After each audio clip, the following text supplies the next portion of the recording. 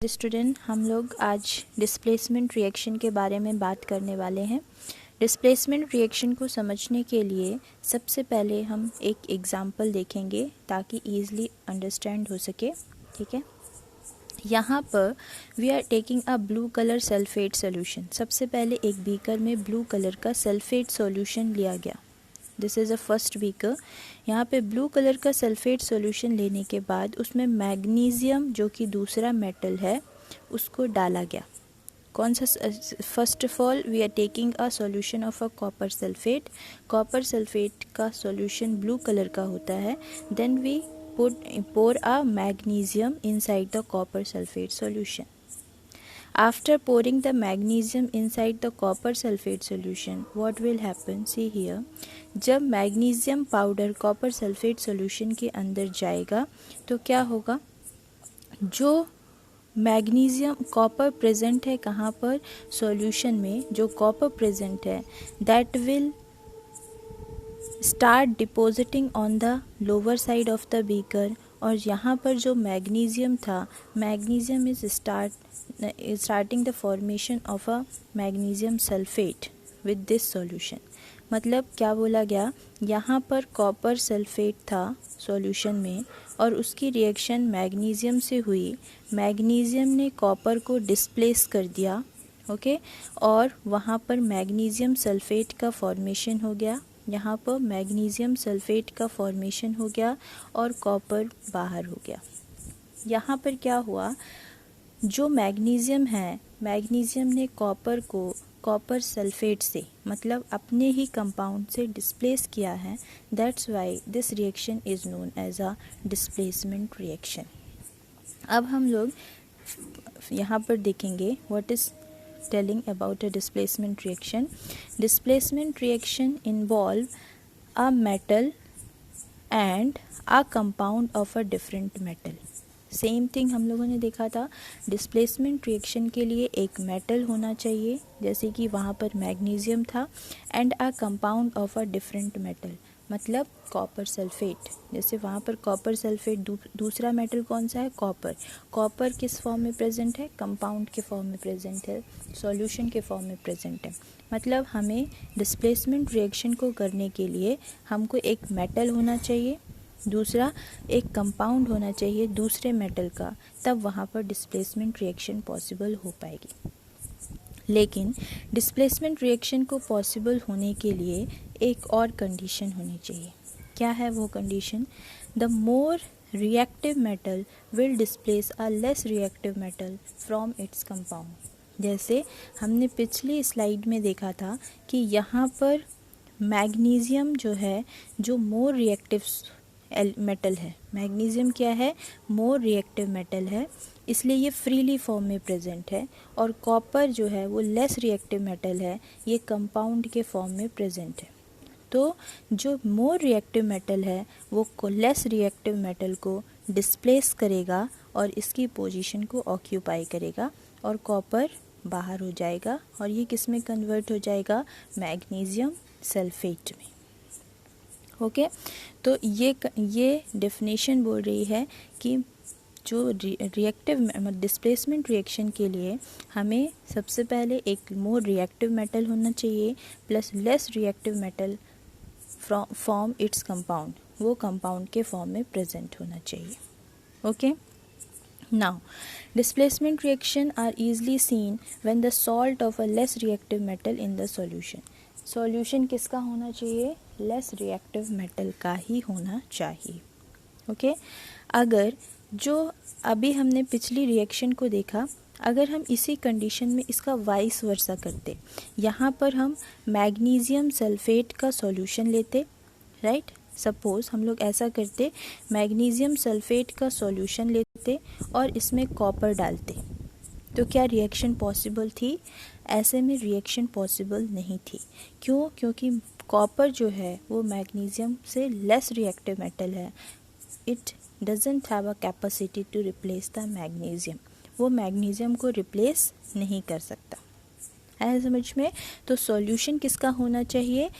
Less reactive metal का ही solution होना चाहिए और मोर रिएक्टिव मेटल फ्रीली फॉर्म में प्रेजेंट होना चाहिए, तभी डिस्प्लेसमेंट रिएक्शन पॉसिबल है. Now what is the next point here? The more reactive metal gradually disappear as it form a solution. जो मोर रिएक्टिव मेटल है वो धीरे धीरे डिसअपियर होना स्टार्ट करेगा और सॉल्यूशन में इन्वॉल्व होगा, सॉल्यूशन बनाना स्टार्ट करेगा. जैसे हम लोगों ने वहाँ पर देखा, मैग्नीशियम स्टार्टिंग में हमने पोर किया and after some time magnesium जो है वो डिसअपियर होने लगा because magnesium involve in the formation of a magnesium sulphate और कॉपर डिपॉजिट होना स्टार्ट हो गया. जो सॉल्यूशन में पहले से प्रेजेंट था उसका डिपोजिशन स्टार्ट हो गया और जो पहले से डिपॉजिट था उसका सॉल्यूशन बनना स्टार्ट हो गया. है समझ में? Now, second point is given here. The less reactive metal coat the surface of a more reactive metal. जो ये वाला एग्जाम्पल, इस पॉइंट को हम लोग नेक्स्ट एग्जाम्पल में समझेंगे. One activity is given in your NCERT कि when we are putting a iron nail, dipping a iron nail inside a copper sulphate solution, what will happen. Okay, now ये हमने अभी यहाँ पर एक एग्जाम्पल देखा. Magnesium is more reactive than copper. When a piece of a magnesium is dipped into the blue colour sulphate solution, then this will be happen. Blue color fade as the colorless magnesium sulfate solution form and brown copper coat on the surface of a magnesium. हम लोगों ने अभी यहाँ पर देखा कि पहले इस सॉल्यूशन का कलर डार्क ब्लू था, राइट. पहले इस सॉल्यूशन का कलर जो था वो डार्क ब्लू था. After some time its colour is start fading और यहाँ पर जो कॉपर है वो मैग्नीशियम के ऊपर डिपॉजिट होना स्टार्ट हो गया. Okay, this is called a displacement reaction. Now move to the chemical equation of this reaction. How we can write the chemical equation of this reaction? Magnesium plus copper sulfate. This is written magnesium plus copper sulfate. Magnesium is displacing the copper and it form a magnesium sulfate plus copper. So this is a chemical equation of that displacement reaction we see on the last slide.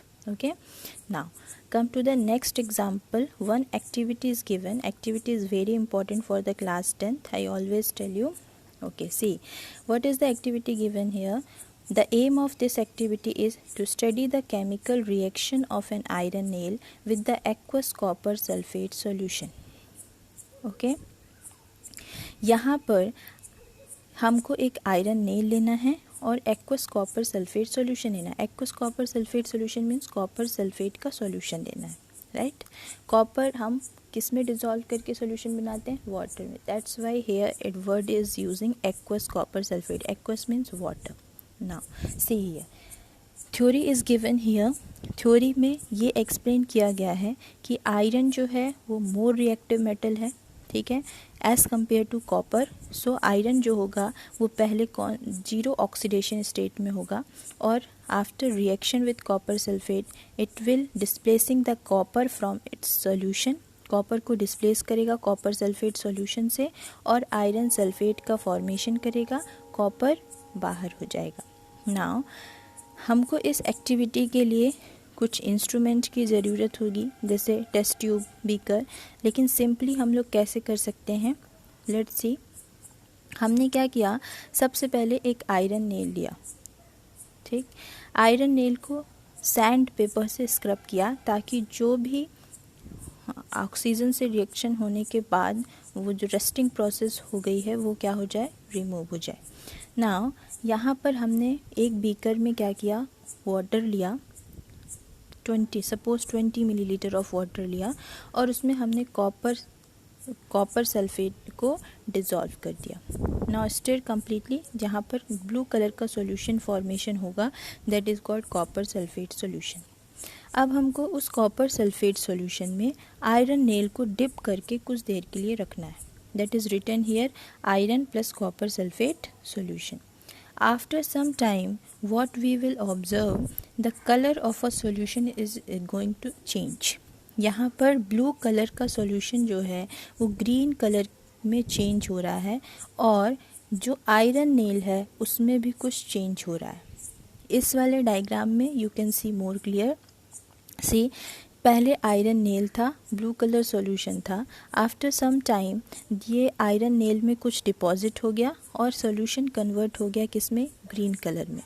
इसका मतलब क्या है कि iron blue colour का solution means it is a copper sulphate, और iron sulphate हम लोगों ने जब डिकम्पोजिशन रिएक्शन पढ़ रहे थे तब भी हमने मेंशन किया था कि ग्रीन कलर का आयरन सल्फेट सॉल्यूशन का फेरस सल्फेट सॉल्यूशन का ग्रीन कलर होता है, राइट। तो यहाँ पर ब्लू से ग्रीन कलर चेंज होने का मतलब क्या है कि here copper sulphate is going to change into a iron sulphate, right. इसका मतलब आयरन ने कॉपर को उसके सॉल्यूशन से, उसके कंपाउंड से डिस्प्लेस कर दिया और आयरन सल्फेट का फॉर्मेशन हो गया और कॉपर बाहर हो गया। जो आयरन नेल है उसमें कॉपर क्या हो जाएगी, डिपॉजिट हो जाएगी।